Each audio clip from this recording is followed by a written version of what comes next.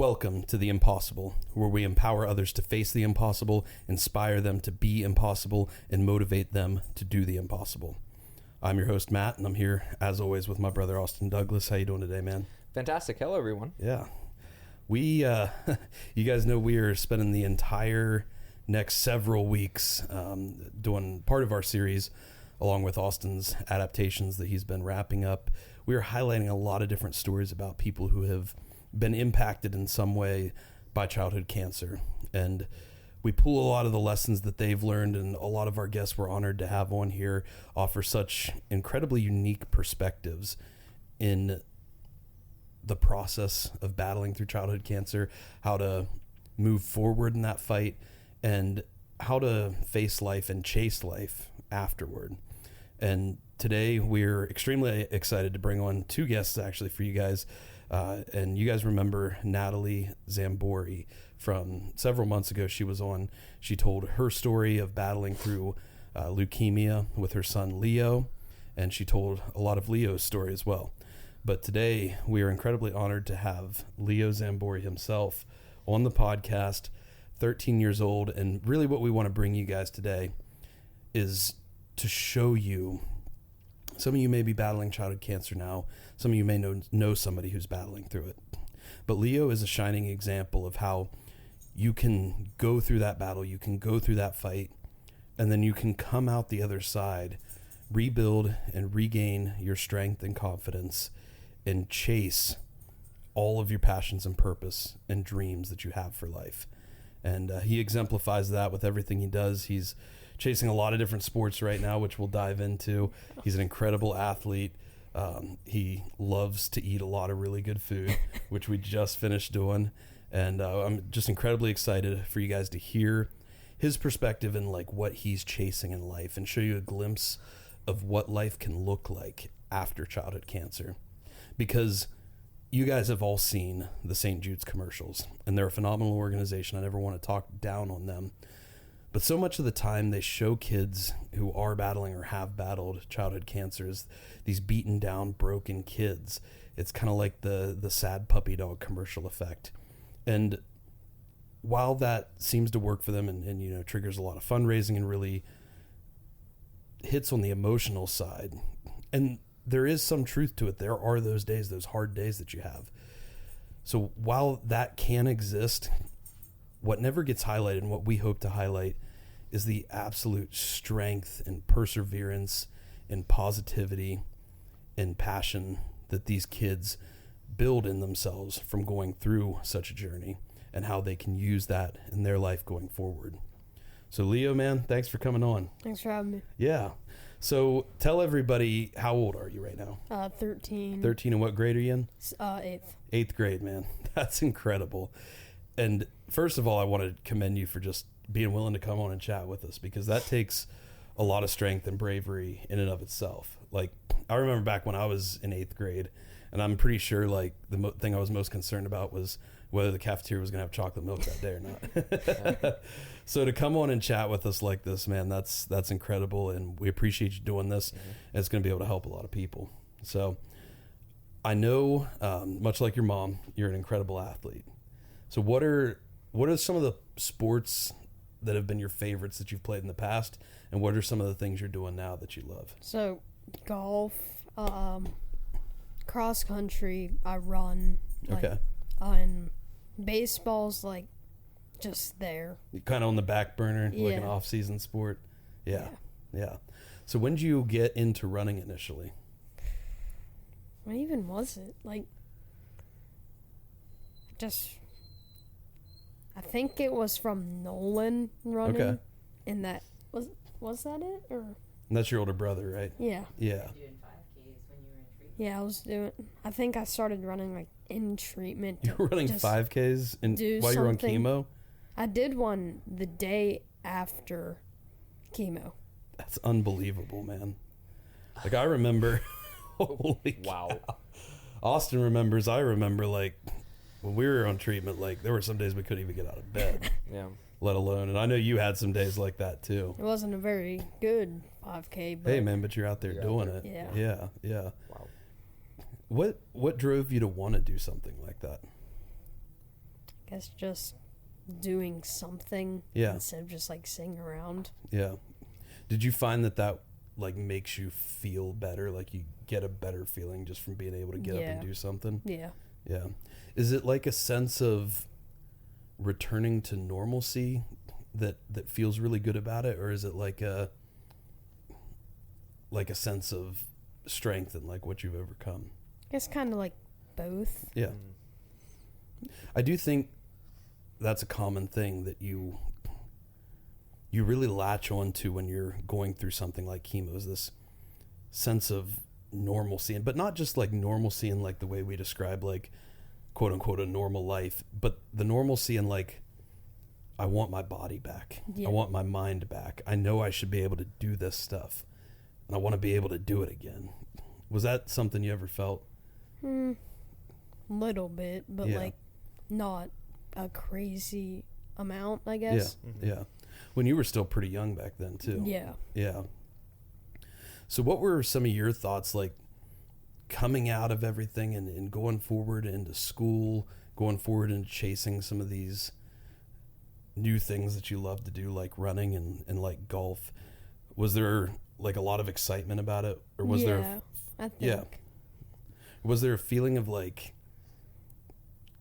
questioning or confusion of like is this okay for me to do? Is this safe for me to do? Did you ever have any like worries about that? Not really, because before treatment, I used to do flag football. Okay. And then that kind of took it away. So, and I didn't go back to it after. Yeah. Which, fine with, I guess. Yeah, you're a big football guy, right? You love to watch football. I know that. Yeah. Who's your favorite team? Steelers. Oh man, I was raised and we talked about NFL a little bit earlier. I was raised as a Cleveland Browns fan. Which I know is probably not super impressive to you.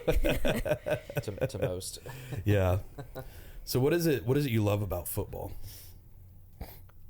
I don't know. Yeah. I mean, I don't like playing it. I guess like a backyard game maybe, but I don't like actually playing it like competitively. But I'm sure you can appreciate just like what these guys can do. Yeah. Yeah, when they do like crazy plays or crazy sprints or whatever it is. There's always something I think about athleticism and peak human performance that's fascinating to anybody whenever you see it. And I think what's cool about you is like you display that to us. Like for example, what did you just do this morning? Ran 8 miles. Yeah. And what kind of pace did you run 8 miles at? 8:20 Yeah. pace. 8 minutes 20 seconds per mile for 8 miles straight. Yeah. And am I correct in understanding that's the first time you've ever run 8 miles? Yeah. Dude. Like you realize there's a lot of full-grown adults that can't do that. Actually, I would say probably most full-grown adults out there can't do that. Most full-grown adults can't even run 8 miles, let alone at that pace. It's super impressive. And I know that like when you're constantly like looking at your own capabilities and comparing yourself to yourself or the people you may run with, it's hard to see that potential. It's hard to see how impressive that can truly be. But I guess I'd be curious to ask like what during cross country practice, during training for things like a half marathon or during these long runs like today, what drives you what makes you want to keep going forward? What makes you want to keep going faster and getting better? I guess just like finishing. Yeah. I don't like, I'm more calm like out of races doing those kind of like longer runs and doing like a fast like 2 miles or whatever. Okay. So you like the endurance piece a little better. Yeah. Yeah. That's what we've kind of always been drawn to, because I think when you get into that endurance mindset, it becomes, I mean, the sprints and the races can definitely be a mental game for sure. But I think especially in the endurance world, it becomes a big mental battle. To like, do you ever have those moments where you've got to like fight to keep yourself going at that pace and keep yourself finishing? Not really, honestly. He's like, I just crush every race I do. It's like, yeah. especially when I have like someone to talk to or something during those runs, it's less hard. Yeah. I guess. Yeah. Well, anytime you have a sense of community, or I don't want to use the word distraction, but the way I love to hear people describe it is like a sense of flow state you can get into, Yeah. where you just are kind of subconsciously doing something without you're paying just, attention to time passing. Moving and Yeah. like Yeah. you're not worried about it. You're just like talking to somebody. Yeah. That's yeah. what I like doing on like long runs. Yeah. And that's a cool feeling. That's a feeling that I know we get from powerlifting sometimes. When you step on the platform, it's like everything else in life just kind of fades away for a moment. And you can just be there in that moment, not focused on anything else. Do you ever get that kind of feeling on some of these runs? Yeah. Yeah. Yeah. And what does that feeling like mean to you? Like, is that a cool feeling to have? Just like keep going and Yeah. finish that Yeah. what you're doing. Yeah. And then what's the feeling like when you do finish? It's like accomplishment. Yeah. Like you did that. Now you're done. Yeah. Yeah. And you can go home and brag to your brother about it. Yeah. That's awesome, man. So I know you're interested in golf as well. Yeah. You talked about. What do you love about golf? I don't know. Yeah. Did you get into it from your brother? Not really. We both kind of started like around the same time Mm-hmm. during treatment, and that's wasn't like another way to like pass time. Mm-hmm. Yeah. Well, especially, I'm sure you enjoy just having that for 18 holes, just kind of having that 4 or 5 hour period of just it's nice and calm and quiet out there on the course. Yeah. No, that's really nice. And so in golfing in particular, like within play, do you is there like a particular part of each hole that you enjoy like the most? Like, do you enjoy driving the most? Do you like kind of saving yourself out of the rough a little bit? I guess driving. That's Yeah. probably what I'm best at. Best I'd at? say. Okay. That's Right nice. now And what is your driver by chance? Like, how far? Yeah. On a like good drives are like 200, 210 on a good one. That's pretty good. My average is probably like 180-ish. Okay. I'd say. That's awesome. And who is the manufacturer of your driver? Like PXG. PXG. That's Nice. my dad's driver. My actual driver is a Cobra. Cobra. the Okay. Junior. Nice. My 3 and 5 woods are old Cobras from the early 1990s, early to mid 1990s. I can't hit my 3 wood for anything. I'm good with my 5 wood. I can hit it pretty good, but Getting out of those par 5s especially, yeah. yeah, I just don't even try hitting my 3 wood at this point. No, that's fair. I shy away from them as much as possible. If it comes to the situation to where a 3 or 5 wood is necessary, I pull out. I have a 3 iron, but for some odd reason the what is it? The loft or the pitch of the head on a 4 iron. For some odd reason, I use it all the time, and even with that, I try to hit close to 200 yards with that just to try to make up for not having to use the woods. And then how was in terms of like getting out of the sand and stuff? Are you fairly successful in that? Sand isn't terrible. If Okay. they're like nice bunkers where I can like pick it clean and not like real packed down ones, I can like pick it clean, get out of it, and then have a good like safe shot in. My wedges are good too. Oh, there we go. And I'm bad from like 120 in with my irons. Okay. In terms of like of direction, or like having like because I know for myself it was always I was either coming short, like heavily short, or I would just go over the green. Is it more of a distance It's issue? kind or? of both. Both? Okay. Usually it's my line, Okay. but sometimes distance. Like right now my irons are like harder to hit. I got a older pair, and they're harder to hit from like newer clubs, I guess. Okay, that's fair. And then once you're on the green, how are you there? Putter isn't terrible. Like 2 putting usually. Okay. No, So. that's really good. And what brand putter do you have? Spider. Spider? Old Nice. Spider. Yeah. I started out with an old, one of those like really slim head zebras. Yeah. Yeah. Super quaint, but now I'm up to an Odyssey, and so that's really nice. So okay, and do you have a particular course that you really enjoy? Is it one of your favorites? So, pretty much the course we play, we got some kind of membership at it, and it comes with 4 courses, but like there's only 2 courses there that are good. Mm-hmm. The place is called like Spidell. Okay. And there's a Palmer and Jones course there. I like the Palmer one better. Okay. Nice. And like these courses here in general, because I come from northwestern Ohio. We don't have a whole lot of trees as compared to here, and so a lot of our courses, like if we have trees, there's just a few kind of off to the in between the holes. Yeah. Do you find that to be challenging at all to keep it within the trees? Sometimes. Okay. Depends on the day. Depending on how, yeah. I know. I would always. I was terrible at slicing on the drive. I'd lift my front shoulder up too high coming up on the downswing, and it would I'd send it off to the right all the time. So trees weren't. Whenever it was a heavily tree occupied course, I was definitely quivering in fear. Yeah. Wonderful. Right now, my main problem is like water. If there's water there, I just think about it and I'll just hit it right into it. Your brain's like, the ball should go there, and you're like, no, it definitely should not. It won't. That's awesome.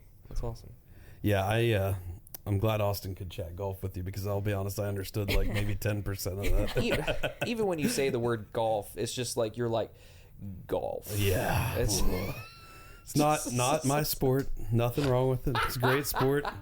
People are really good at it, I assume. Yeah. And that's about the extent of my golfing knowledge. Yeah. There's some people really good at it. Yeah.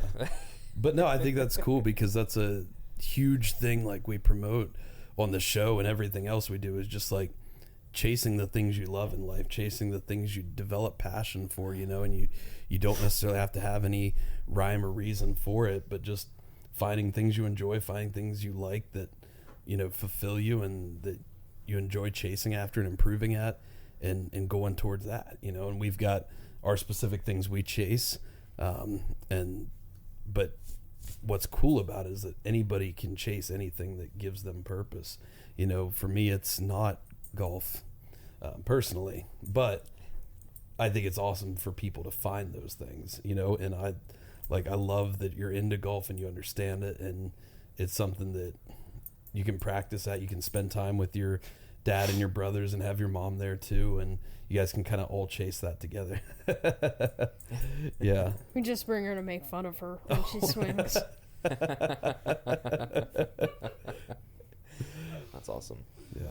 See, I feel like I would have that problem too. Like, I feel like as a strength athlete, if I tried to golf, I would just be like whacking it as hard as I possibly could. Might have a good driver. Every single time. Right. And like, yeah, I, maybe a good first hit, but if I got on like a putting, see, this is why I hate mini golf.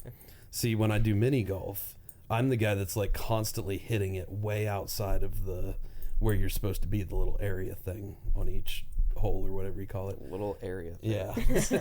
Like, I'll whack it and it'll go like clear across the mini golf course and hit this little 11-year-old kid or something. And yeah, so it's good Lord, it's just better for me to stay away from golf. But but no, man, I think that's really cool. So do you have like any like things you want to chase as far as like golfing or running is concerned, or any goals for it, or are you just loving doing the process of it now? I guess just getting better right now. Yeah. Golfing in high school, getting there, see where it goes from there, I guess. Yeah. Absolutely. I love that, man, because I think it's so easy for people to lose sight of like, when you truly develop a passion for something or find purpose in something, it's got to come from a place of you just love doing it. Now it's good to have like goals and accomplishments you want to reach and outcomes you want to chase. Like it's good to have all of that, but at the end of the day, like the best part of it, and when you get the very best at something, I think, is when you just fall in love with the process of doing it. Yeah. Yeah. Is that kind of how that's how golfing and running feels for you? Yeah. Yeah, that's awesome, man. I know you do a little bit of lifting too, right? Yeah. With your mom. Yeah. Did she get you into that, or was it something you were interested in outside of that? She got me into it. Yeah, yeah. She's pretty crazy strong, so it makes sense. It makes sense. Do you enjoy getting to like go in and train with her and do some strength training? Some. Yeah, yeah. There we go. Are you definitely more of like an endurance guy, you think? Yeah. Yeah, for sure, for sure. Endurance training can be wild, and it's not something I'm particularly good at. It's something I've chased for a long time, purely for me because of that mental piece of it. But it's always something I've never been just like, I've never had like a lot of, it's never something that's felt like comfortable or easy to me, if that makes sense, you know, like strength training, like getting under a bar or doing a deadlift, like that's always felt like natural to me and felt easy to me. Yeah. But running is something I've really had to work at, and I think we all have those things. We've got things that are more natural to us and some things we really need to work at. But what I think is cool about strength training and endurance racing, I kind of said this earlier, is just that mental piece of it. You know, you've got to, it's kind of like you competing against yourself, if that makes sense. Yeah. I know cross country is probably a little bit different because you got guys like right beside of you or ahead of you or behind you, you're trying to beat them. But at the end of the day, I think it comes down to like kind of a mental battle within yourself of, can I keep going? Can I go faster? Can I finish this thing? You know? And I always thought it was interesting to me that like I was drawn so heavily to those sports. I think a lot of people I know in the strength world, definitely. I think a lot of people in the endurance world too. You know, sometimes I think we use our experience with some of the challenges we've faced in life to kind of fuel us, and that we know that like, hey, I was able to get through this crazy hard thing. And now not only do I have an appreciation of like not having to go through that thing and being able to do this other cool stuff, but I think you have a new appreciation of like how strong your body is, you know, and I think that allows you to kind of open your mind to some other potential, some other things that may be out there for you. And we were very honored to very recently have you join our team and run in the Columbus Marathon this year. Mm-hmm. So what made you start thinking about wanting to do that?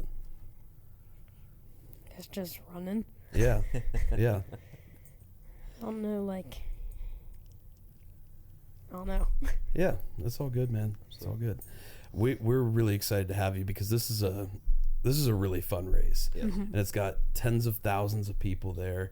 You know, there's all kinds of stuff to see and do, and it's a pretty easy course as far as courses go, but it's a really exciting course. There's lots of people cheering you on. There's like lots of things to see along the course.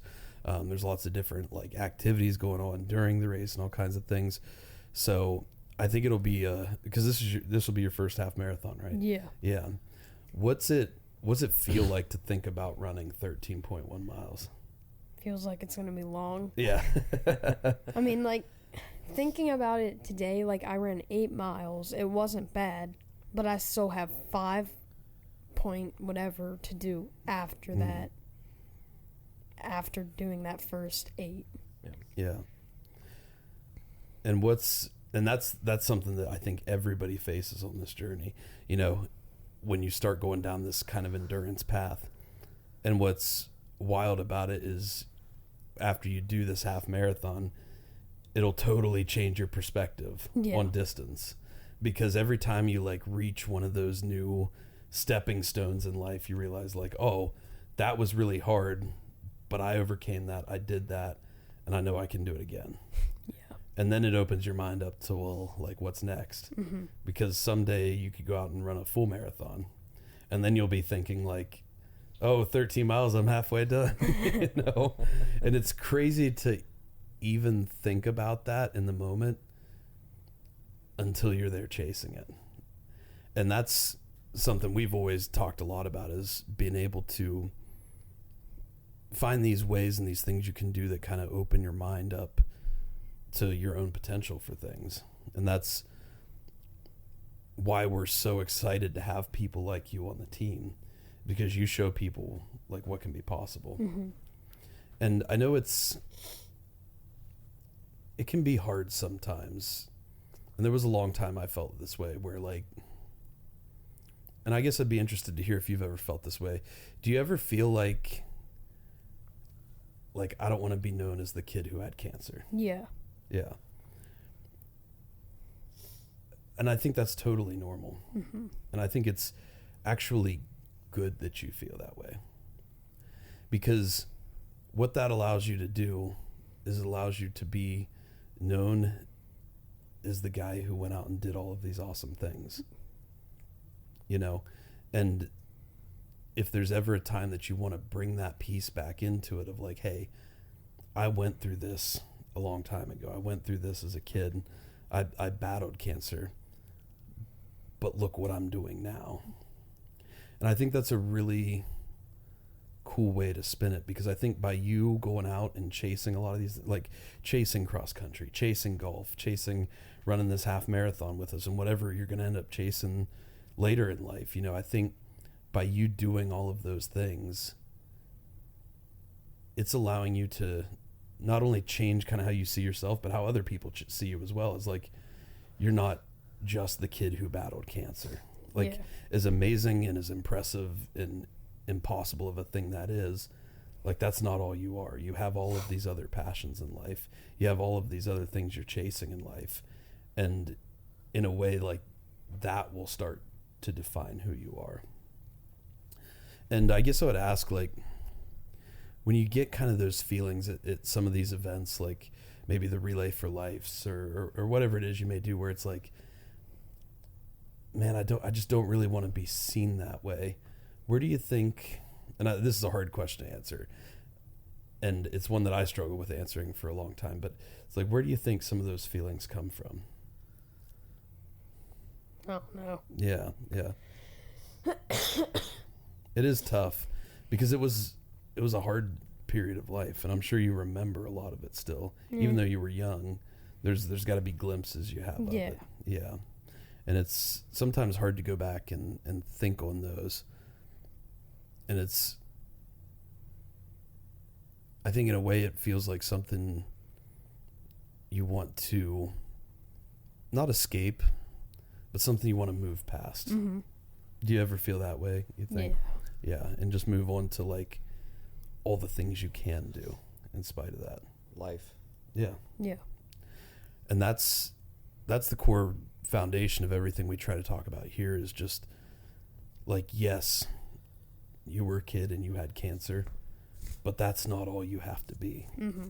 Like, you can use some of the lessons and the experience you got from that, but you can take the strength you have and move forward to chase anything you want in life. Like, it doesn't ever have to hold you back. It doesn't ever have to define you. But it can be something that you use to maybe reflect on or think back to, and just use it as like a spectrum of like, you know, there was a period of time where I was in this place, and now I'm out here and I get to do this. Mm-hmm. And I think that's just such a cool way to be able to look at life in general. Mm-hmm. And what we love about your story and who you are and having you on the team is that you're just a beast, dude. Like, yeah. You were doing some awesome, incredible things. Especially for this morning. That's incredible. Yeah. That is incredible. Yeah. And I'm sure it's, you know, hard to always hear people telling you that kind of stuff too. Like, I guess I would just ask, like,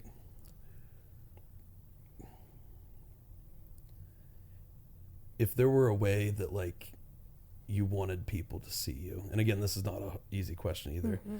but like, what do you think it would be? Like, athlete. Yeah. There we go. And I think it's cool to use those terms to define ourselves. like, this is who am I? This is who I am. Mm-hmm. I'm an athlete. And I think that gives people, that allows you to have a lot of value and a lot of purpose to what you're doing. I remember, because there was a lot of times earlier in my life where I struggled a lot with alcoholism and a lot of negative, dark paths that I was going down. And what really, even for a while, I was like, I had started getting in the gym and training and running, and that helped me move away from all of that. But there was a time period where things really started turning around for me and pivoting for me. And it was actually when I started to see myself as and call myself an athlete, because it changed my approach to everything. It changed my approach to how much sleep I was getting, what kind of food I was eating, what kind of things I was doing in my life. Like, does this serve my performance in the gym or my performance, during the race? And when you allow yourself to define yourself in that way, I think it gives you a lot more purpose and meaning to what you're doing. I think it's really cool that you're like confident enough in what you're doing at your age to be able to define yourself as an athlete. And I think that's going to allow you to do a lot of really cool things going forward in life. So any big plans for this school year, next summer? Cool things you want to do? Not really. Yeah. Just good grades, I guess. Yeah. Get better at golf. I like it. I like it.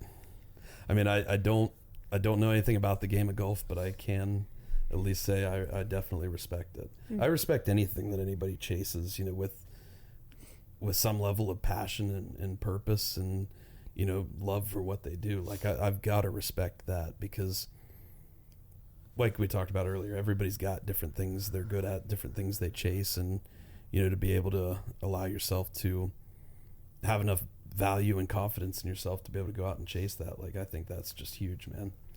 So there was one thing I definitely wanted to make sure we touched on, and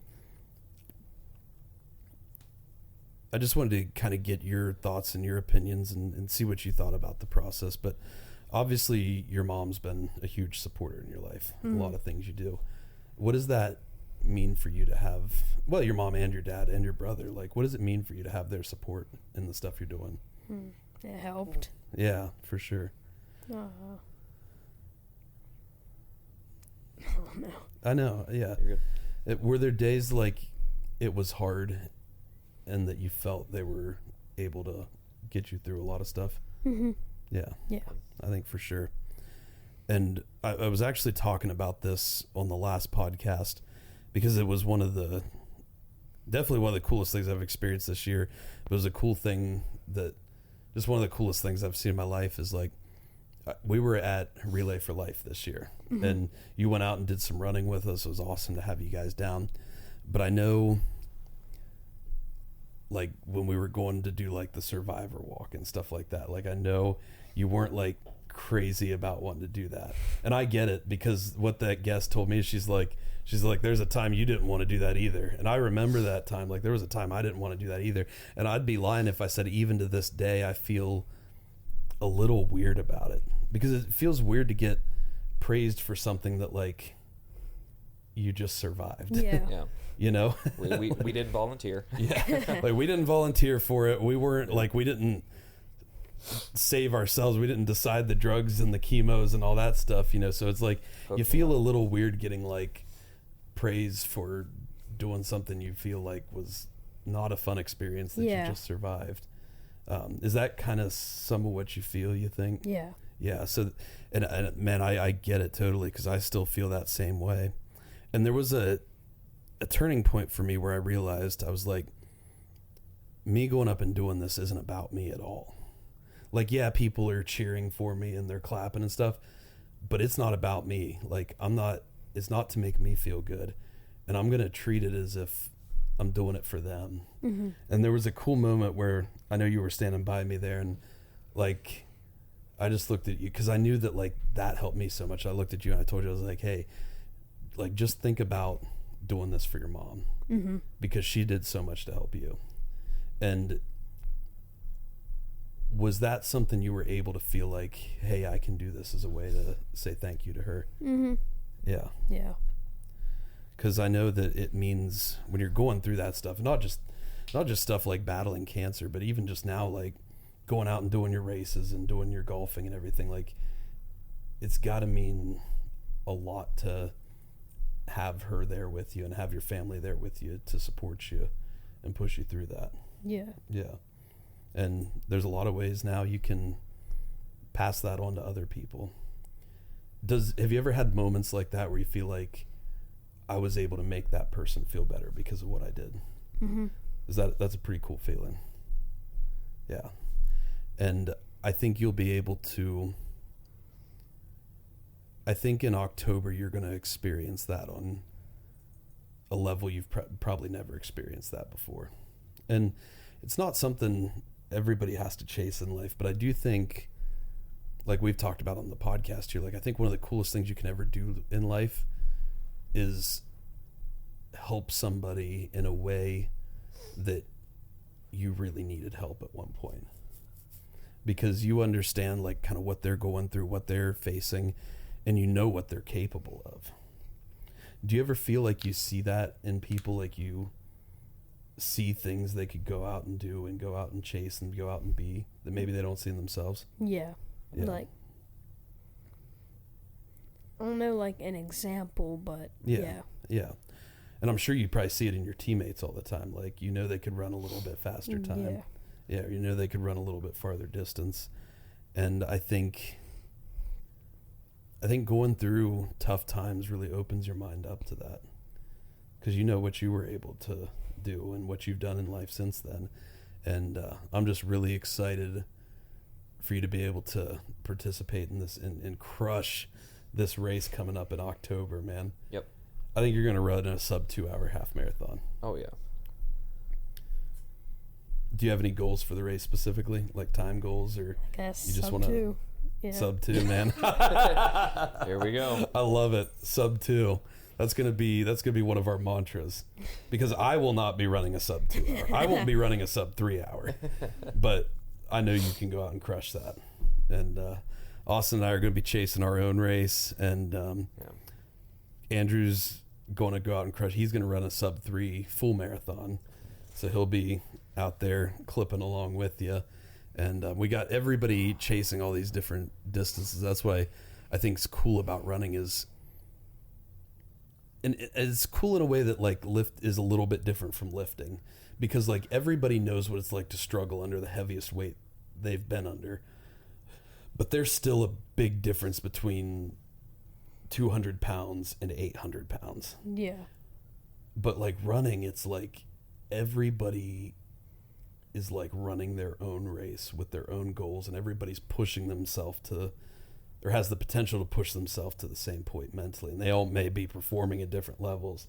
But I think that's what's kind of cool about running is people really kind of share in that experience together a lot more, because they're all doing it at the exact same time, you know. And I always thought that was something I loved about it. But yeah, man, it's been really cool to get to know you and have you part of the team. It was awesome to have you out in Pittsburgh. You had a good time during that race, I think. Yeah. Yeah, because you kind of left your mom in the dust, right? Yeah. Was it cool to get to go back and do something like that in Pittsburgh? Mm-hmm. Yeah. I'm sure. And did you get to do the part that runs by the Steelers Stadium? Mm-mm. Or did you get to see the Steelers Stadium from there? I didn't. Okay. Have you? That's what I thought. Yeah, I think you can see it across the river from the finish line there. Was it Acrisure Stadium is what it's called now? Because it used to be Heinz, right? Should still be. That's like the number one thing I hear from people at Pittsburgh. They're like, it's not Acrisure Stadium, it's Heinz Stadium or Heinz Field. Like, it's still Heinz. Yeah. And I don't even know what Acrisure, I'm sure there's some kind of company. Some kind of like insurance, I think. Oh, that's not nearly as cool. Where's the ketchup? Like, Heinz is so American. Like, what's more American than like ketchup and mustard on a hot dog or a hamburger? Yeah. Yeah. And speaking of, I know you are all about fueling for all your performance. What's some of your favorite food? Taco, spaghetti. Yeah. Is there anything you don't like to eat, or do you pretty much just crush anything? Anything like really greasy. Oh, okay. Like I know tacos could be, Yeah. but like But if you make them right. yeah. Yeah. But I don't like really greasy food like Yeah. days That's before. probably good That's to good. that's Yeah, good to probably- have an probably a good aversion thing. to that, because So, there's a lot of people that like love that more than regular It's food. good, but like before a race or something. Oh yeah, no. it wouldn't be No wouldn't be way. good fuel for sure.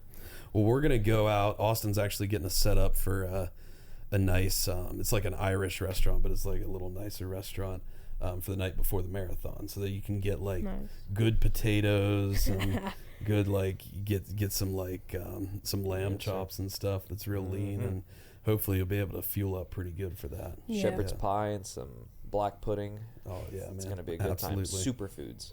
Absolutely. All the vitamins. Irish superfoods. That's not something you hear a lot together. Well, cool, man. Hey, I really appreciate you coming on to chat with Yes, us thank you. and taking the time to do this and taking the time to share a little bit of your story and your goals and what you're chasing in life right now. And I guess the last thing I would ask you is, for anybody that's like, and whether they battled cancer as a kid or not, but just for anybody that's like going out into life, they're not sure if they want to get involved in something or not. They're not sure if they want to be a part of this sport or this group or take up these lessons. What kind of advice would you give to them? Try it. You can always just like quit it later if you don't I love that, want man. to. Love that. Because you got nothing to lose by Yeah. just going after it. That's kind of one of our mantras, is just like, go in that direction. You know, you don't have to be perfect Yeah. at it right away. Like You don't have to know everything about it right away, but if you want to like try golf or something, find some cheap clubs somewhere. mhm. Try it out. Don't like it, whatever. Yep. An imperfect plan now is better than a perfect plan executed later. It's like the number one rule of business, Yeah. I think. Yeah. That's awesome, man. Well, thanks for coming on, Leo. Thank you. We're going to take a quick break and let your mom hop on and chat a little bit about some of her experiences, you know, going forward in life and some of the things she's chasing right now, because I know she's doing some really cool stuff in her life. And man, it's just an honor to have you here. Honor to have you part of the team. And maybe someday, since you're running this race with us, maybe someday There we you go. guys will get me on a golf course Yep. out there. Oh, yeah. Yep. We'll all go up there and have a fantastic time. As long as there can be some level of like screaming involved and like maybe crack an ammonia bottle at some point. There will you know. be a barbell in your golf bag. Yeah, I like it. I like it. Yeah, get like the 45 iron. Yeah. All right, Leo. Thanks for coming on, Thank man. you. We're gonna switch it up here, and we'll be back in just a moment with Natalie. And that's like one thing we've always been about, is just like loving those parts of you that have passion in like whatever area it is. And like how you said on the last podcast you did, like, you can do all the things. That was like a phrase you repeated constantly, and I loved it, because it's true. Like, you can chase everything you have interest or passion for in life. You know, you can focus it on one singular thing that you love, or you can spread it out. And we're really so much about trying to help people ignite that passion in themselves. And recently it's kind of grown into just helping people find value in themselves, because that's so lacking right now. That's I agree. fairly devoid. It's so lacking, and it's such a big problem, but you see it everywhere all the time. And I can always appreciate and respect when someone has humility and is working to be humble. Like, I can respect that so much. But I don't think that we've taken it too far. I think we've somehow slipped into this point in society where people have started to lose all self-confidence and all value, to the point that they don't believe they can go out and chase those purposes because they're not worthy enough of People feel unworthy. it. Yeah. And I understand it, because I was there and I felt that. And I'm sorry. Can you take the mic a little closer? Yeah. Is that good? Perfect. Yeah, I think people people do feel unworthy. They just feel they're not worthy to experience this thing. They're not worthy to do this thing, or, and then self-doubt and self-criticism just kind of encompasses everything about them. And I was totally there, and that can be, I guess, driven by outside circumstances, obviously, and you can get into a bad place. But then when you start like piecing that back together again in yourself and realizing like I am worth everything that I'm doing and I want to achieve, then, I don't think that is pride. And I think it's something that people need to realize, like you can be humble, but you can also know your worth. Yeah. Well, and not let people tear it down in you. Oh, and, 100%. Because we live in a time, I think, where there are people out there that want to tear people down, and it makes them feel better about themselves somehow. And it's like an epidemic of that right now. Yes. And that just makes people feel less worthy. And, when you go out and you do things, you can start to like mute that noise. And when you're able to, then what you hear in your own mind becomes more positive. And that's been a big transformative thing for me, because I was full of a lot of self-doubt for a long time, and piecing it back together. Yeah. I actually just today heard Robert F. Kennedy Jr. on a podcast, who, people have different opinions about him. I really respect him as a human, and especially what he's trying to drive forward for the country now, as far as like, how can we make America healthier? I love that question and that discussion of how can we do that. But regardless, I just happened to see him on an interview on social media, and he said people are always looking to define themselves right now from so many things outside themselves, when they can only find that from within. And that line just really struck me. And I think it's absolutely true. Like, you'll only ever find true value for yourself, true confidence, true worth, whatever words you want to associate it with, you'll only find that from within yourself. Like, you can get band-aids of like trying to find that externally, but that becomes a never-ending chase. And then you're putting your entire being, your entire self-worth, everything you are, in someone else's hands. Yes. Which can be a very dangerous game to play. But I think you're right. I think I've always looked at it as a spectrum of, if you go from one extreme that's not good, of having no value for yourself and having no worth for yourself and having no belief in yourself, all the way to the other end of the extreme of being wholly arrogant and cocky and having, just believing everybody else is worthless in comparison. You can find that middle ground of, I have worth for myself, I have value for myself, I'm confident, I'm strong, but I'm also humble, in the sense, and maybe this is something we can dive into, maybe it's something we got to go into more, is like, what is true humility? True humility, I don't think, is having a lack of belief in yourself, or having like even a realistic belief in yourself. I think humility is the ability to recognize the areas that you can grow better in, and how you can work together with other people to improve those areas together. But I believe that. Oh, 100%. 100%. And because community is so huge. Yes, and taking the parts of you that you feel worth in, and using it to help other people. Exactly. I mean, that, and lifting them up. And there's so many people that are so elite and excellent at the things that they do, and the things that they're gifted at and things like that, but they will take the time to help the person who is nowhere near brand new first day in the gym. those people, like, that's humility. Yeah. And those people are such humble people, but I think it shows their worth, like, in action when they do things like that. And I think, you know, that's that internal part of you that's where that worth is found, because you know, it doesn't matter what you can do or what you're great at or whatever if you're not using it in some way to help somebody else. And I love that perspective of, like, what are you using it for?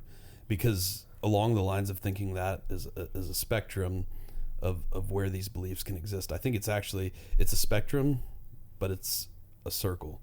Because when you think about those two extreme ends, they can be the same person. yes, Like people who are wholly arrogant and cocky or whatever, like that actually comes from a place of insecurity.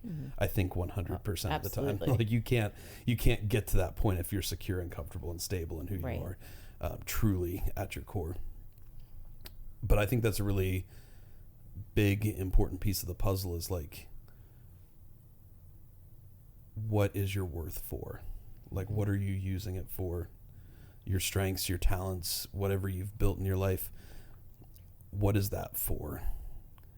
And I think you can use the answer to that as, like you say, a great definition of somebody's humility.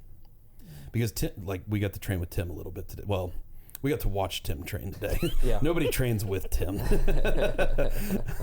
Let me correct that. But we got to train with Tim a little bit today. And Tim is one of those guys, like you would say, he's competing at this elite level, getting to compete in one of the most prestigious powerlifting meets that there is.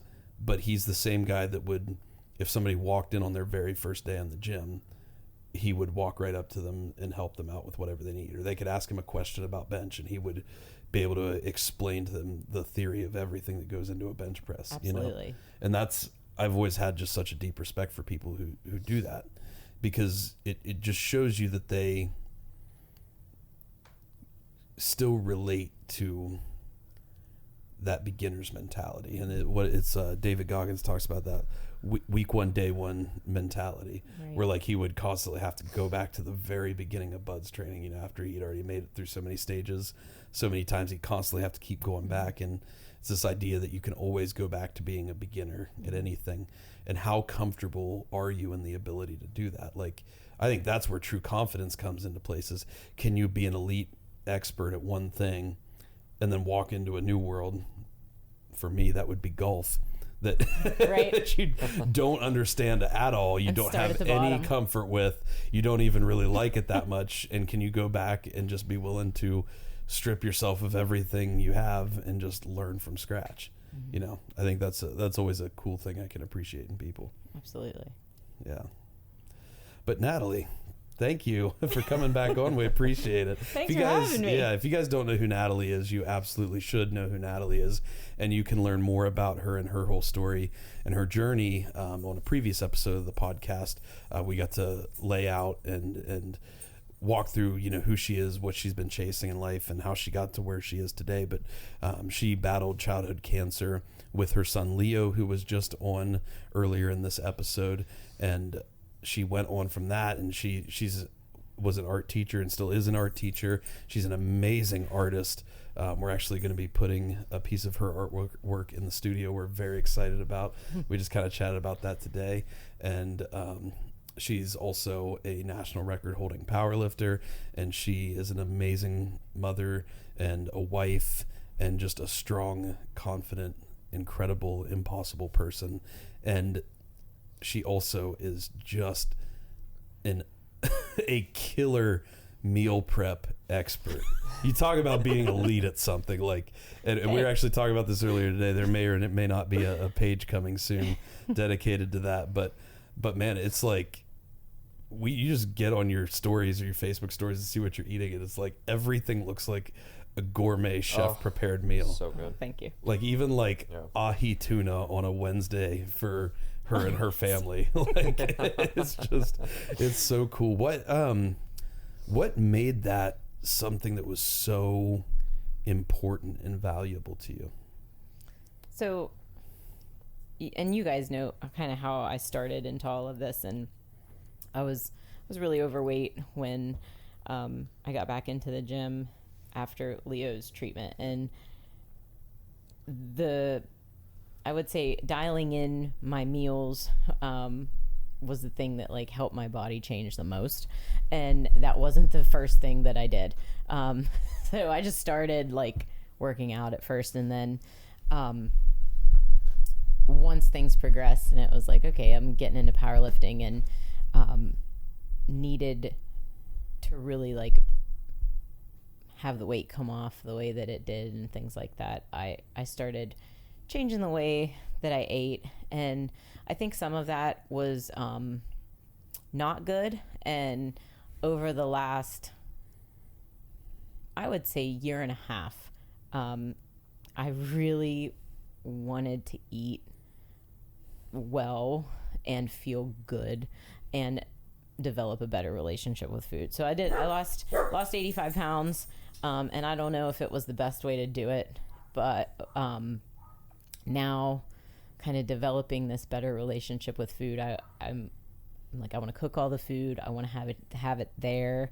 And I've been prepping food for the last 5 years because I've got 2 kids who are running around all the time. And, you know, it was super easy to go through a drive-through after a baseball game and multiple times a day because it was just what was available.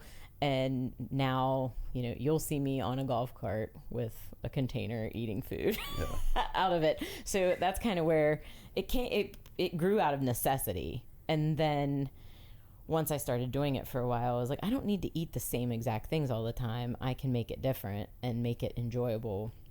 And so I kind of figured out a way to do that. And I cook twice a week, prep everything en masse on Sundays, and then I cook again on Wednesdays, and it gets me through and keeps everybody fed. And there's a lot of food consumed in my house right now.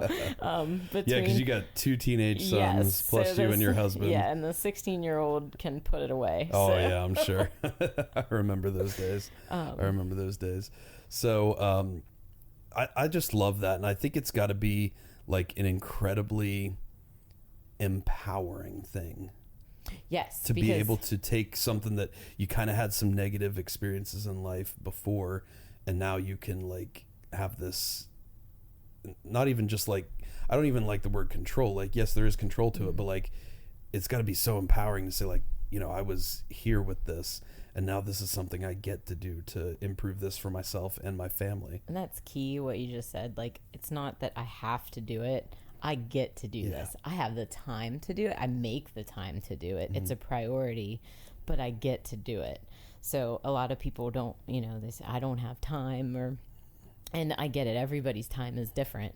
But I think back to the days where, you know, we were at the hospital all the time, or you know, treatment was like consuming life with everything with Leo, and I now am blessed with that time, and so I might as well use it for something that's going to fuel his body, fuel our bodies, like something that I just feel like the good that you put in is going to do something. Yeah. So, and there's nothing that brings me more joy than watching him eat. Yeah. That probably sounds really weird to people, but I just love watching him eat. Like today when he's eating, it just makes me so happy because we had so many times where he couldn't eat and he didn't want to eat and he was so thin and frail. And now watching him grow, it just makes me so happy. I love that, and I'll never take it for granted. So I guess just knowing that, like, yeah, it's a chore, you know, but at the same time, it's not a chore because I enjoy it, because the end result is happy and healthy people, and that makes me so happy. Well, your perspective there has so many layers of importance, and I want to like unpack that a little bit for people. First of all, you said like you made the distinction of I get to do this versus I have to do this. And guys, like, you can use this mindset for anything in life. Like, we all know we have this like conscious voice inside of us kind of guiding toward what's, I don't even like the words good and bad, but like the things we should be doing, the things we want to be doing that we know are good for us versus the things that, you know, could be instant gratification that may lead us off course. And I'm sure it's not always easy to go out and buy all that food and make the plans. Like, it's a lot of work, you know, it's not just like an easy thing you just throw together with no effort. Like, it's a lot of work, but having the mindset of I get to do this rather than I have to do this, immediately that puts you in a state of like gratitude for it. And when you can develop a state of gratitude for anything in your life, that's about the highest level of empowerment you could possibly achieve for anything you're going through. And not only that, but you said you make time for it. And actually, you and I were talking about this a little bit before we even did the podcast. I was like, you know, people tell me and Austin all the time, they're like, I don't know how you guys do what you do. And it's just like, we do it. Like, right. It's just like, this is our biggest passion in life. And we do it. We make it happen, you know?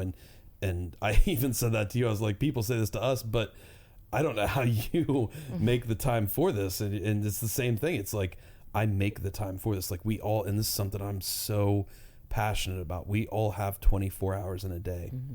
We don't know how many days we're going to have, but we all have 24 hours in a day. We all get to decide how we use those hours. Right. You know, there's no advantage. There's no disadvantage. It is a 100% even level playing field. And the only thing you have to decide, and you get to decide, is where am I going to prioritize that time? And I think it's so cool because when you approach your time from that perspective, it again gives you a level of ownership and responsibility and empowerment over it, because you realize I can do anything I want with this time. Right. What's most important to me?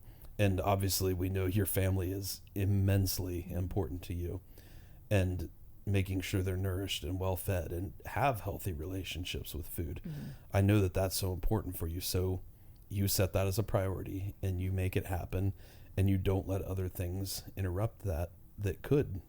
Yes. And just like you said, you prioritize what's important, and, you know, make a list. And, you know, health is important to me, and it's important for my kids, and it's especially important for Leo after like what he's gone through. And I feel like, you know, we talked about this before. I felt like my purpose when he was in treatment that time, and, you know, every mother, once they would die for their children, like, hands down. I just, you know, and you would do whatever you can for your kids. And when he was in treatment, it was like, okay, I'm going to give every med exactly how I'm supposed to do it. I'm going to make sure everything gets in when it's supposed to get in, all of that.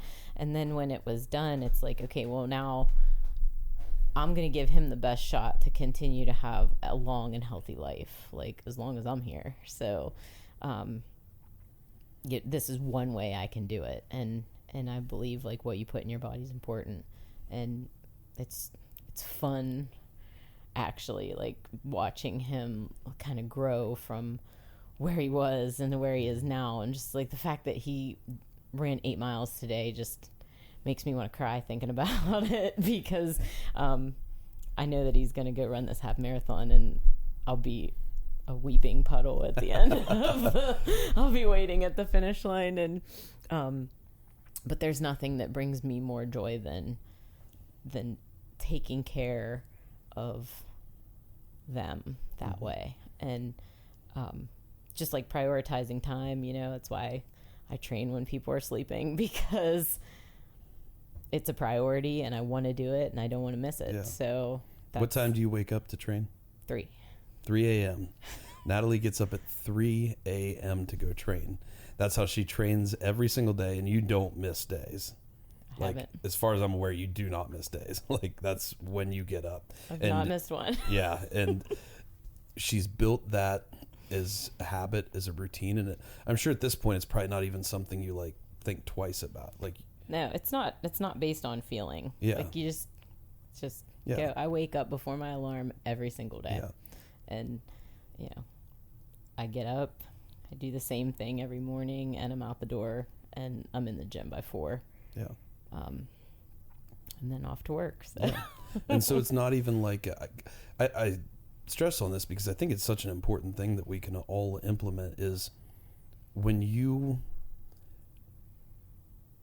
build these dedicated practices in your life, you think about prioritizing your time and how you want to use your time and manage your time.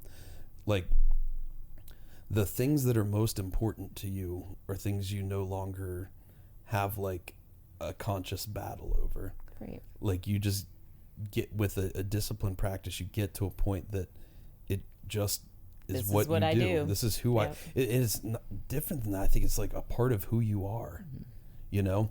And so you're not hearing the alarm clock go off and thinking like, oh, can I get up? Or maybe I can get a little extra sleep, or maybe I can, you know, it's not even like conscious thought anymore. It's And just, I was this that is who person. I am. Yeah. I mean, if you go back 8 years, you know, I Yeah. was that person where I'd hit snooze 15 times.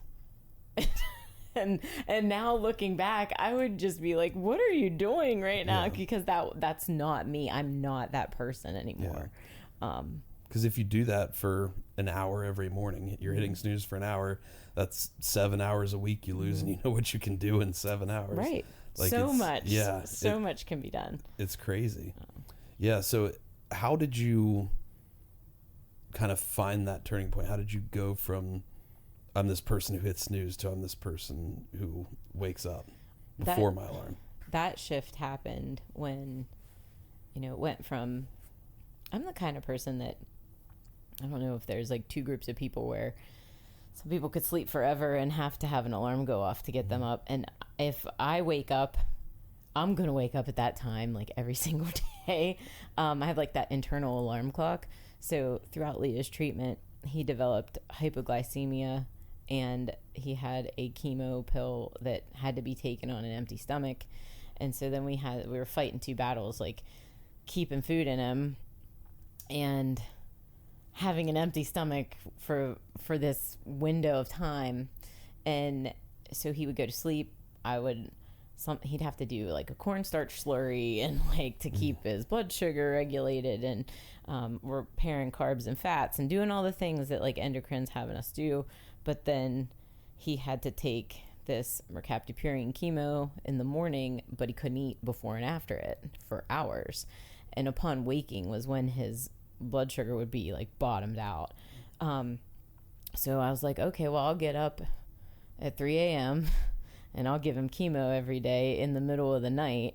And then he'll go back to sleep and wake up in the morning around, you know, he's an early riser then, not anymore, but 6 a.m. or so. And then he could eat immediately. And so that was the solution to the problem then. And that went on for years. And so when treatment was finished, I just kept waking up 3 o'clock in the morning. And I'm like, might as well do something positive with this. Yeah.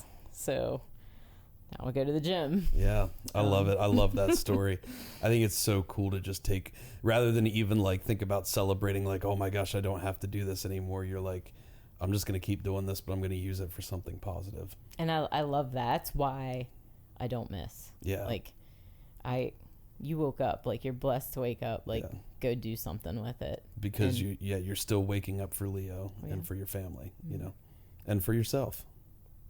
Yeah. And I've finally like come to that realization that it's okay to do stuff for you. Yeah.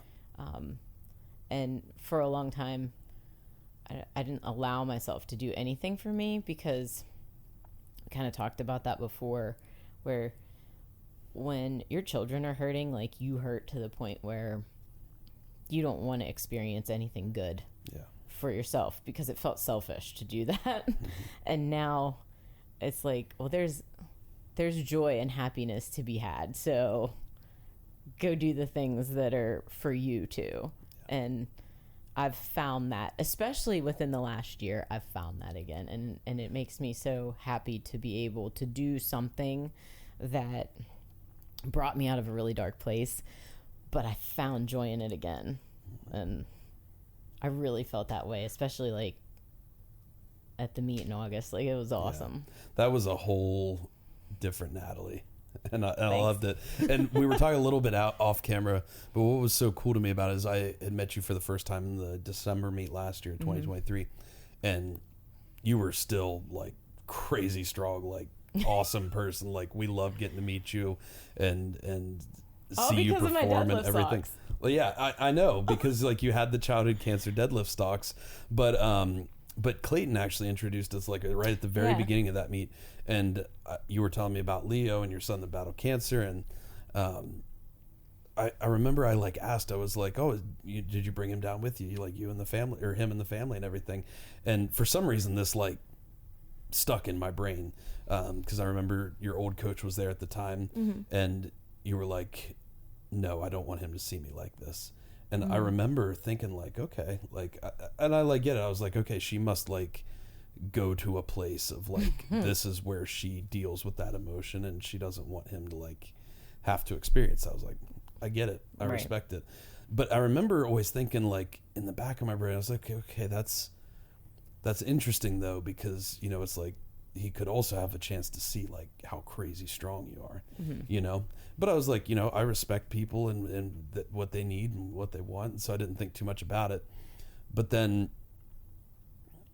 kind of learning more about the process you were going through at that time, and then the process you've been on the last 6 months, I was like, man, I get it now.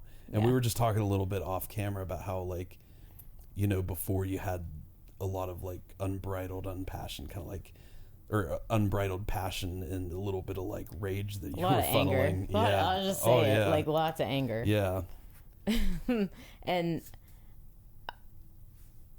I'm finding, and I found that like you can be calm and channel what you need to channel when you need to, and you control it so much more. You don't need all that, you know, like, I don't want to say like amped up or whatever. Like everybody goes wherever they need to go to like get things done, especially like when you're moving weight that you haven't moved before.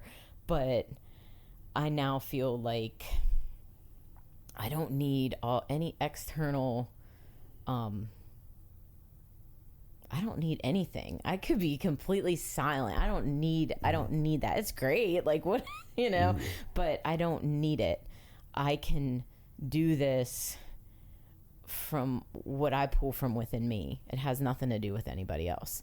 And I've found so much power in that. And it makes me happy because, I just felt like I fell in love with the thing that literally saved me from where I was. And then I started hating it. I really did. Like, I would say in December, like I was getting to the point where I was like, I don't know if I even want to do this anymore. Like, and I was like not hating that meat. That meat was fine. Like that meat was great. It just, the process, there was a lot going on that was making me not enjoy it, but I kept going and through a lot. But now I'm training different. I have a lot of awesome people around me, and I'm doing it in a way that has made me like love it again. And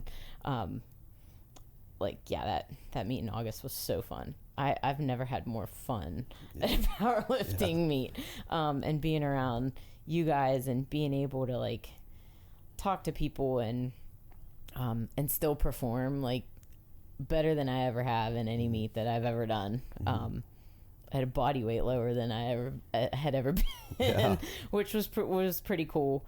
But now also being comfortable to feel like I can, I don't know, like allow myself to grow, which I never felt okay to do before. And now I'm like, this is part of it. And I feel so good about that. I've never felt healthier in my life, just mentally and physically, which is a great place to be. And I'm excited to see where it goes. Oh, for sure. It's only been, about 7 months, and the growth in all those areas have been awesome. Yeah, unbelievable. So. Yeah, we were, talking about like that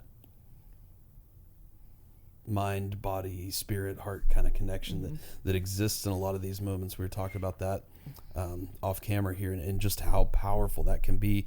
And it's really interesting to hear you say, like, lifting and getting in the gym was the thing that saved you from a lot of the challenges you were battling with before, the things you were reeling from, through the battle of childhood cancer. And as we talked about on the last episode, it's not that you were doing anything wrong or that you were like lost or broken or anything. It was just that you wanted to give yourself a lot of grace for what you were going through, and that you were doing the best you could with what you had. And I think that's such an important thing to face. But it was, you wanted to make a change and move in a different direction, and lifting in the gym, and a lot of this process was a big part of that. But somewhere along the line, you grew into a place where you didn't love the process you were going through, and it sounds like it was kind of tearing you down in different ways, like totally different ways. And so I think that should be a good trigger for people. Like, if you had something you loved and you were passionate about, and you start to feel like you not only are you kind of like just not interested in it anymore, you're falling out of love with it, but like you're starting to dislike it or develop hate for it or develop these really negative feelings for it, that should be a big red flag that, hey, something needs to change here. And I guess I would offer, like, what kind of advice would you give to people? Like, maybe if you're stuck in a situation where you had this big love that you were burning passion and desire for, and now you're in a place where you've got a lot of negative emotions surrounded by it. What's like one of the number one things people can start on that process? And I think it's hard identifying, well, what's making me feel this way. And I think for me, with space and hindsight, like, there was a lot of negative things being said, and words eventually like become thoughts. And so if you're surrounded by words that are becoming intrusive thoughts in your head that are negative, and you start tearing yourself down, which is what was happening with me, you'll end up in a place like you will believe it eventually. And so, somebody's telling you like, yeah, you're fat, like, you're going to believe it eventually. You're going to develop this bad relationship with food. When in reality, looking back, no, I wasn't. Like, I was in the best shape of my life, and now I'm in even better shape than I was then. And mentally, I'm in a better space than I was then. Or if somebody's telling you, yeah, you're worthless, or you're not good at anything, or whatever it is, if somebody's constantly telling you those things, you will believe those things. And so I would say identify the root cause of why you're feeling a certain way about something, and then eliminate that from the equation and see where you're at. Give it a little bit more time and see where you are, because being around a group of people that all come in and get the work done that they're doing in regards to whatever they're training for, and having a super supportive coach. I'm working with Curtis Miller, and it's been awesome. It's been a huge change, and I've learned something like every single session, which is like invaluable to me. And I feel like I've become a much more polished lifter, and I got tons of ways to go. But I've really enjoyed that. I find joy in that, and so I love it. I just love it again. And I think the people that I train with too would tell you that also, because small group of us, early in the morning, but awesome people to be around. Everybody holds everybody accountable. It's pretty cool. And I'm sure that they've seen a change in me as well. And I think when your mindset shifts back to, man, I love this, like, people see it. And I truly do. I love it. And I don't think I ever like ceased to love powerlifting. I just was having trouble loving myself, honestly. Like, feeling like I was not worthy. Yeah. So maybe that's a good distinction to make, is like, maybe it's not even that you've fallen out of love with the thing. Maybe it's that you've fallen out of love in some way with yourself. Yeah. And that's that's something that if that ever arises, like we have to come to a place where we can change whatever's going on that's causing that. Yep. Because we talked about earlier, like self-worth and self-value is one of the most lacking things right now in this world and in the society. And I think it's very hard to move forward with passion and purpose and in a super positive direction if you don't believe you're worthy of it. Mm-hmm. You know, if you don't believe you're valuable enough to chase it. And our words matter. Like the things that we speak to other people impact them so much. Yeah. And, you know, that you could impact somebody in a positive way with one sentence, and you could literally tear them down to the point where, you know, they're spitting food out in a garbage can because they're worried about getting fat. And that's terrible. I'm going to say it out loud, like to be in a spot like that. But that's the impact of words. Mm-hmm. And, you know, there could be even worse ramifications. And I just think people need to realize that. And it's hard to learn to callous your mind against like negativity and things that are spoken to you. But I'm learning that too. Mm-hmm. And I think now learning what you're worth is like a shield against a lot of things. And so it's been a process, but I'm really happy to be where I'm at right now. Yeah. So. Well, it's true. Like words become thoughts, thoughts become beliefs, beliefs become reality. Mm-hmm. And it happens very quickly in that exact order. And the cool distinction you made about it is that it doesn't have to be your words. Like it can be your words, or it can be somebody else's, or it can be a combination of both. And good or bad, those words that you allow yourself to hear enough, or the words that you allow yourself to speak enough. And I think probably even more significance to the words you allow yourself to speak. Mm-hmm. All of those will turn into your thoughts, which become your beliefs, which become your reality. So, you know, if you speak one thing today, it's going to become your reality tomorrow. Right. And tomorrow can be any point in the future, but that's the process it can go down. And so not only is that an incredible responsibility and power to ourselves, but it's an incredibly powerful responsibility that we hold for other people as well. Mm-hmm. Because you now have the power and the ability to go out and build someone else up or tear them down. I had my high school principal, name's Dan Leffingwell, just a really cool, awesome dude. He's, I think, up in like Noble County now, like superintendent. I can't remember, but he always said there's two types of people: those who build others up and those who tear them down. Mm-hmm. And I always loved that, and it's like still stuck with me to this day. And it's like every day in every situation, you just ask yourself that question, like, am I going to be the person who builds this person up, or am I going to be the person that tears them down? And I promise you, there's nothing more gratifying than being the person who can build others up in so many ways. And like you said, it's so easy. Mm-hmm. It's so easy to do either of those. Right. And so because it's so easy, why would you ever waste time or energy tearing someone else down? Mm-hmm. Even if you don't like them, even if you don't agree with them, even if you don't align with them from a belief standpoint, like there's no benefit to tearing somebody else down. No. Absolutely none. Where there's so much to gain from building someone else up. Absolutely. And there's so much to gain from building yourself up.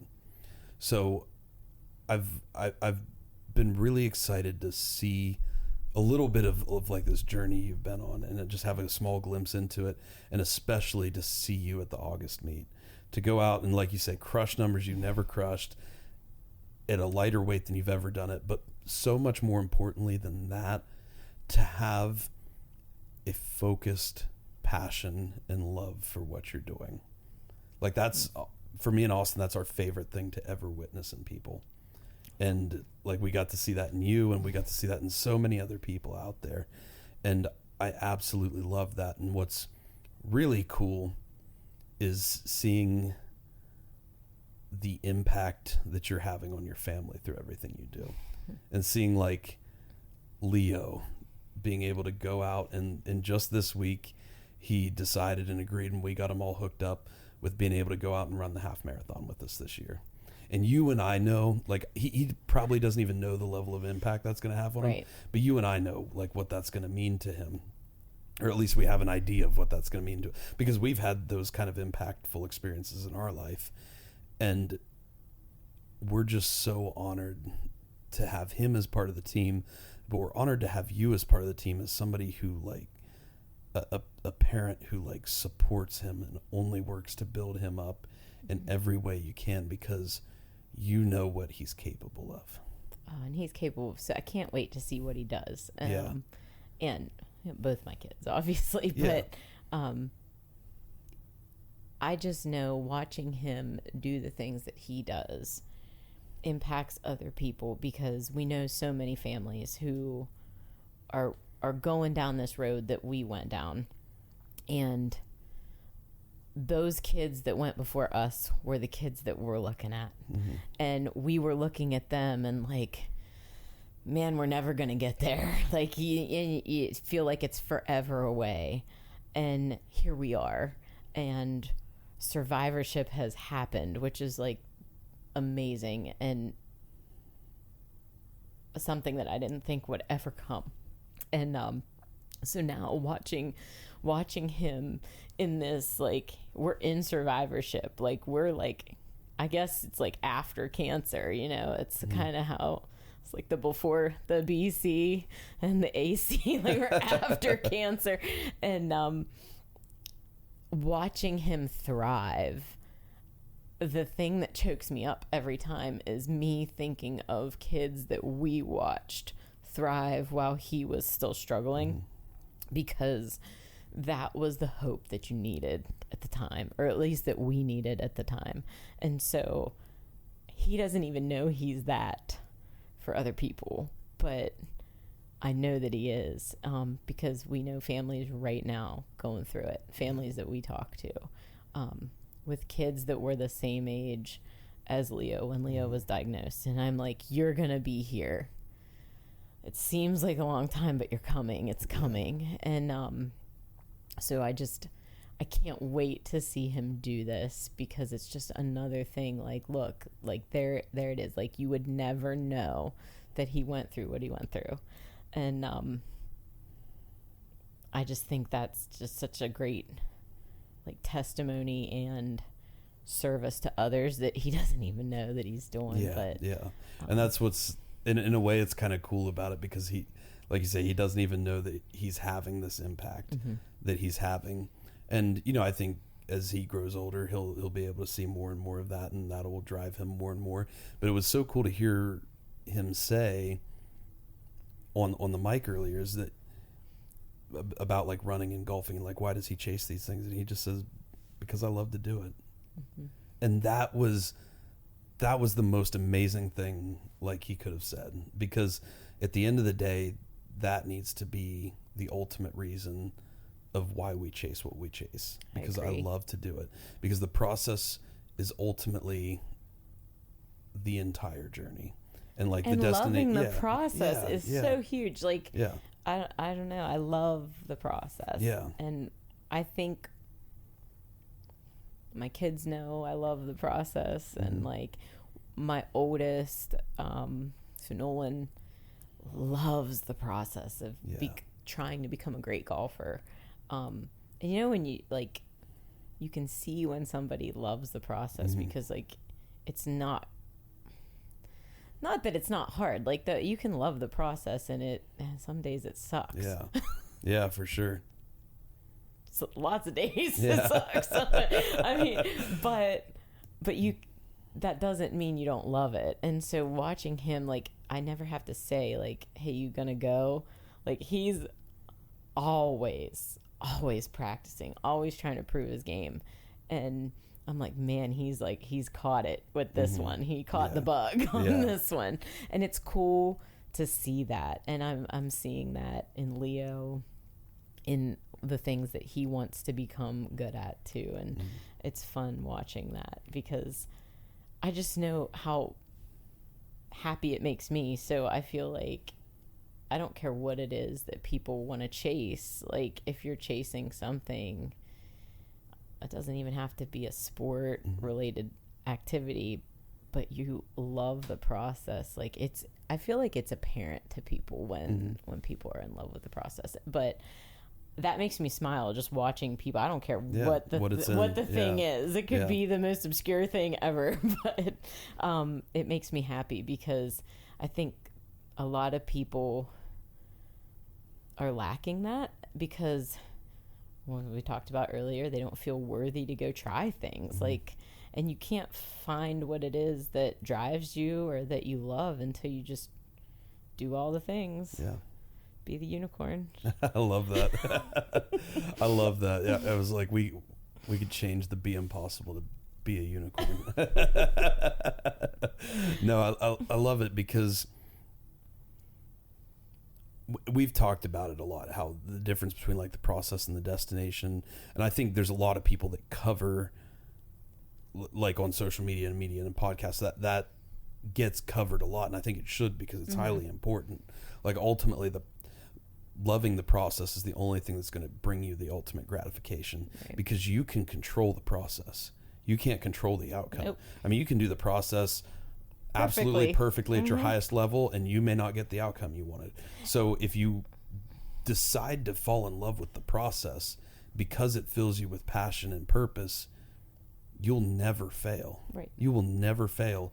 Even if it wasn't the ultimate outcome you may have wished for, you will still find so much gratification and purpose and meaning just from having worked through the process of it. The journey. Yeah. I mean, because that's where you learn, that's where you grow, and that's why we focus so much on the being impossible part, so much more than the doing the impossible. Now, we believe that if you do the being impossible part enough, you will eventually do the impossible in some way, shape, or form. It may not have been what you initially had concepted in your mind, but the being impossible is so important, because that's the part that builds you into the person who can do the impossible.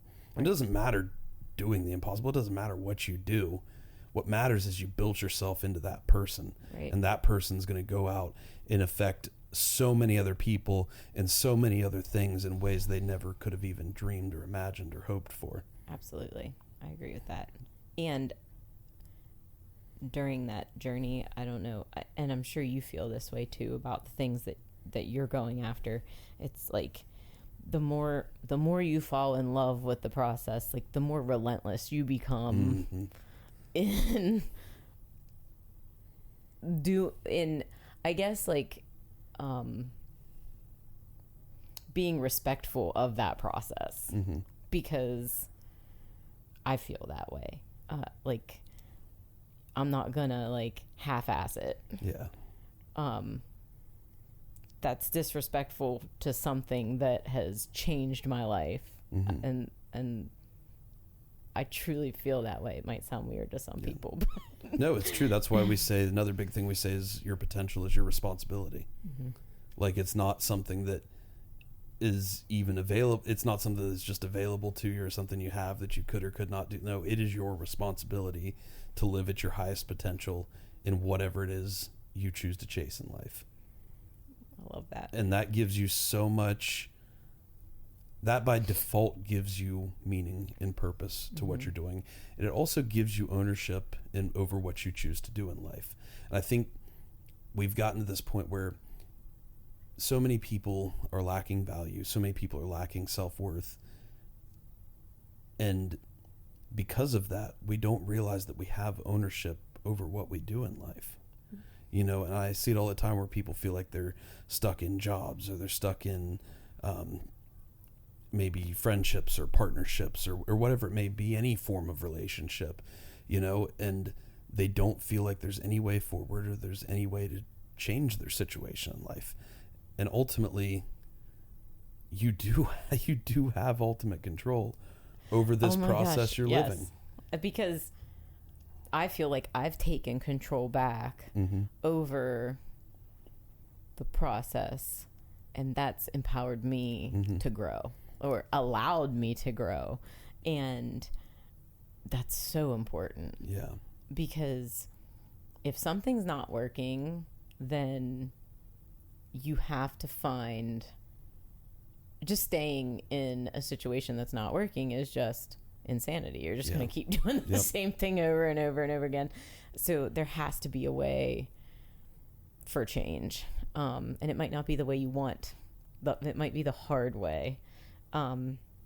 Change is hard no matter what. Oh yeah, it's not going to be easy. But like, I've learned that with discomfort comes lots of growth, and I've found that the growth that has occurred has been so much better than like anything that has happened in the past. And you don't want to stay stuck, because I think that eventually leads to like people quitting on their passion or their dream or whatever it is that they're chasing. And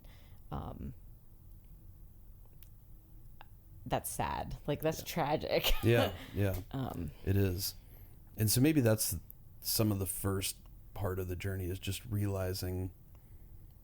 allowing yourself to realize that you do have control over your situation. You know, and I'm sure there's a lot of situations out there where people have more or less control that they can exercise immediately right now. You know, and there's all kinds of really dark places that people can unfortunately end up.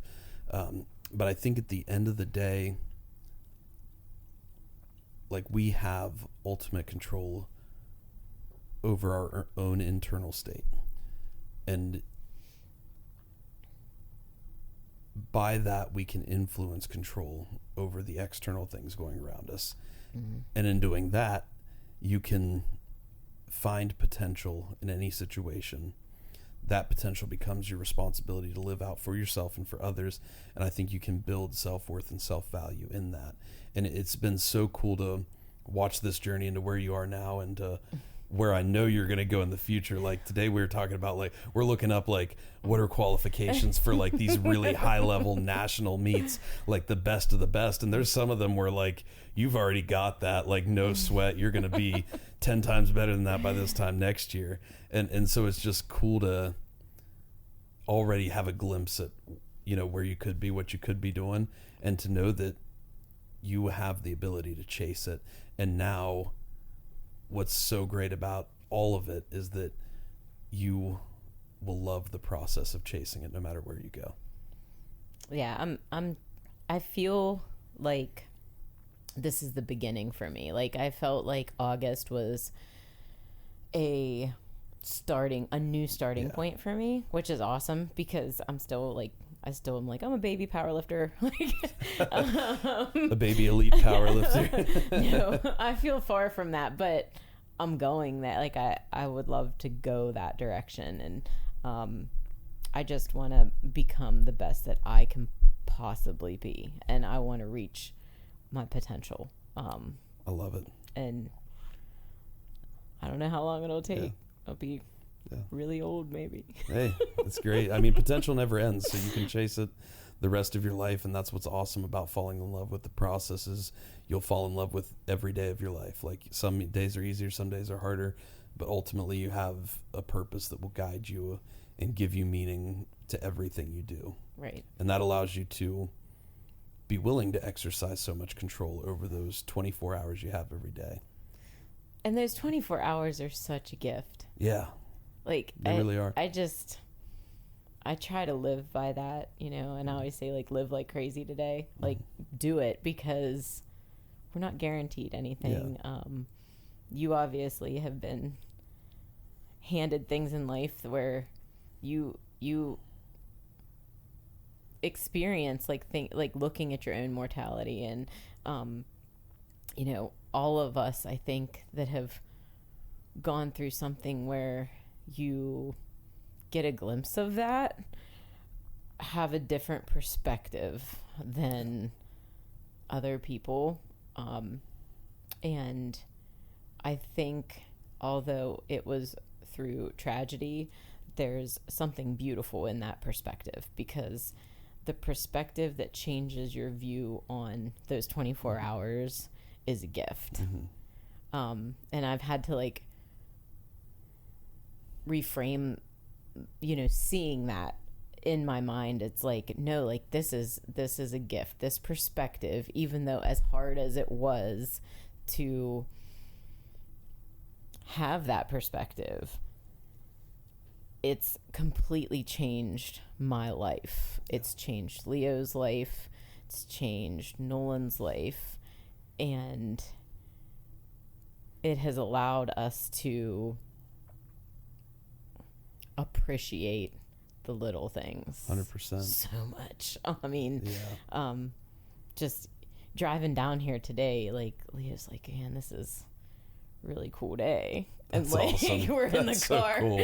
We're in the car at like 6 a.m. Yeah. Because we stopped And out. what other 13-year-old would be saying that about getting up at 6 a.m.? I had to stop out at the gym, Yeah. at our gym at Uncommon Breed, to grab a couple things. And, he is riding out with me, and he's like, this is going to be a cool day. And I'm like, I love it, And he had just run his cross-country meet yesterday. And it was a long day because there was a random rain delay. Like, it thunderstormed. And it was funny this morning. I was like, all right, let's get moving, And he's like, okay. And he got up and he was ready to go. But it was really cool that he was excited to be here. And it makes me happy that to see him get excited about things. Well, it's so funny you say that because Austin said the same thing. When we were leaving the restaurant, he's like, man, this is a good day. And I think he just said it so casually and like not even thinking about it. But when he said it like hit me, and I'm like, this is a good day. Like this, like days like today are the very height of life. And it's not even necessarily because of what we were doing, but it's because we got to come together in a form of community and do what we love and build ourselves up, build the other people around us up, and ultimately put out a message that serves countless people.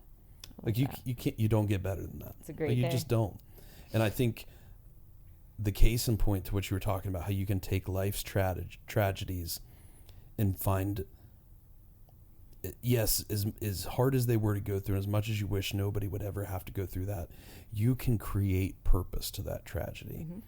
And you should, because otherwise you're just left with tragedy.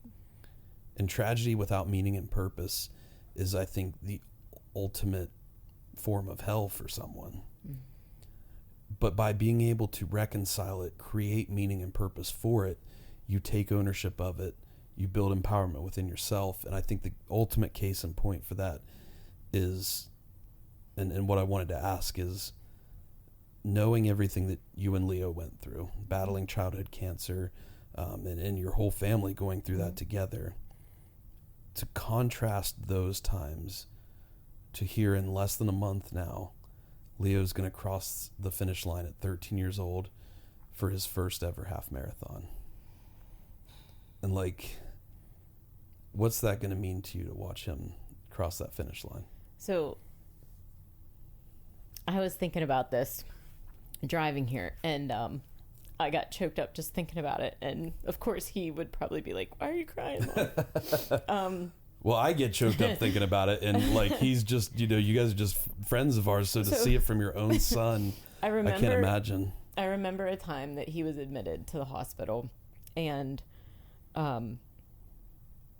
we were waiting for his ANC to rise because it was 0 and he was febrile, and you can't leave round the clock antibiotics, and you can't leave until it rises. I forget what the magic number was, but it was at least like 300, maybe it was more than 300 that it had to come up to, and he was at 0, and every midnight like he had labs drawn and I'm waiting for him to come back, and it's 0 and 0 and 0, and here we are like 7 days in and it's still 0, and I'm like, how long are we gonna be here?